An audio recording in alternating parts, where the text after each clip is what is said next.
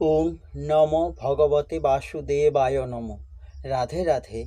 গীতার মূল্যায়নের আজকের ভিডিও, মন আপনার বন্ধু নাকি শত্রু? শ্রীকৃষ্ণের এই উপদেশটি অবশ্যই শুনুন। শ্রীমদ্ ভগবদ্ গীতার ৬ষ্ঠ অধ্যায়ের ৫ নম্বর শ্লোক থেকে জানব।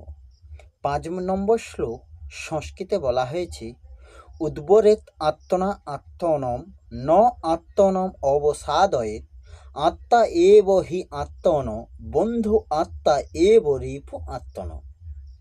এর অনুবাদ হলো, মানুষের কর্তব্য হচ্ছে তার মনের দ্বারা নিজেকে জড়জগতের বন্ধন থেকে উদ্ধার করা। মনের দ্বারা আত্মাকে অধঃপতিত করা কখনোই উচিত নয়। মন অবস্থাভেদে বদ্ধ জীবের বন্ধু ও শত্রু হয়ে থাকে। এই শ্লোকের তাৎপর্য হল, অবস্থাভেদে আত্মা বলতে দেহ, মন ও আত্মাকেই বোঝায়। যোগপন্থায় বদ্ধ জীবাত্মা ও মন বিশেষভাবে গুরুত্বপূর্ণ। যেহেতু মনই হচ্ছে যোগ অভ্যাসের কেন্দ্র, তাই এখানে আত্মা বলতে মনকে বোঝানো হয়েছে। যোগের উদ্দেশ্য মনকে বশ করে ইন্দ্রিয়ের বিষয় থেকে তাকে সম্পূর্ণ অনাসক্ত রাখা।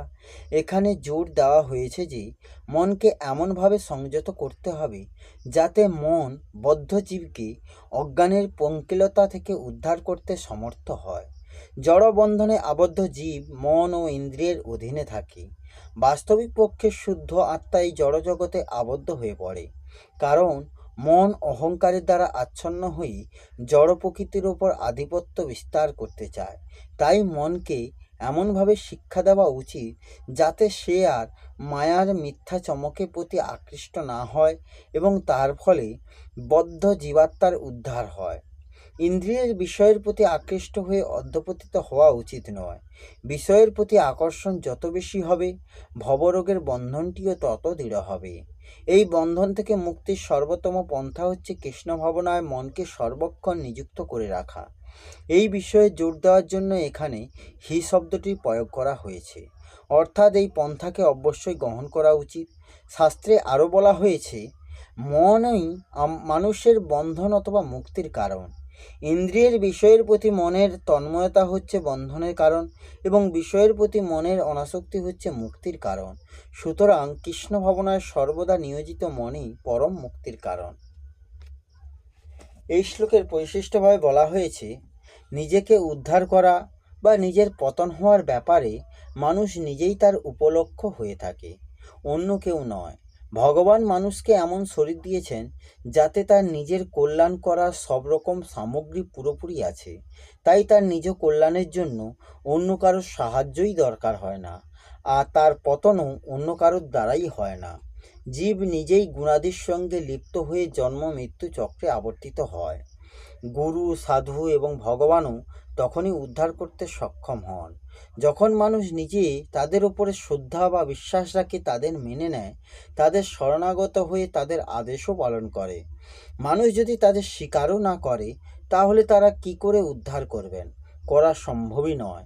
শিষ্য যদি নিজে থেকে শিষ্যত্ব স্বীকার না করে, তাহলে গুরু কি করে, তারা কি করে উদ্ধার করবেন? করাই সম্ভব নয়। শিষ্য যদি নিজে থেকে শিষ্যত্ব স্বীকার না করে, তাহলে গুরু কি করবেন? যেমন অন্যে খাদ্য পরিবেশন করলেও খিদেটা নিজেরই হওয়া চাই। খিদে না হলে অন্যে যতই খাদ্য পরিবেশন করুক তাতে কি হবে? তেমনি নিজের ইচ্ছা না হলে গুরু, সাধু, মহাত্মাদের উপদেশে কাজ কি হবে? গুরু, সাধু বা ভগবানের কখনো অভাব হয় না। বহু বড় বড় সাধু হয়েছেন, গুরু হয়েছেন, ভগবানের অবতার হয়েছেন, কিন্তু এখনও আমরা উদ্ধার পাইনি। তার দ্বারাই প্রমাণিত হয় যে আমরাই তাদের স্বীকার করিনি।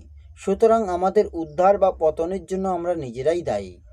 যারা নিজেদের উদ্ধার বা পতনের জন্য অন্যকে দায়ী করে, তাদের উদ্ধার কখনোই সম্ভব নয়।